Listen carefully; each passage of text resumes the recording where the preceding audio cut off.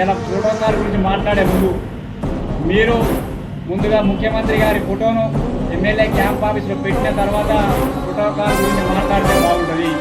వల్ల ఈ సందర్భంగా వాళ్ళే మాట్లాడారు కాబట్టి మాకు కూడా అవకాశం వచ్చింది.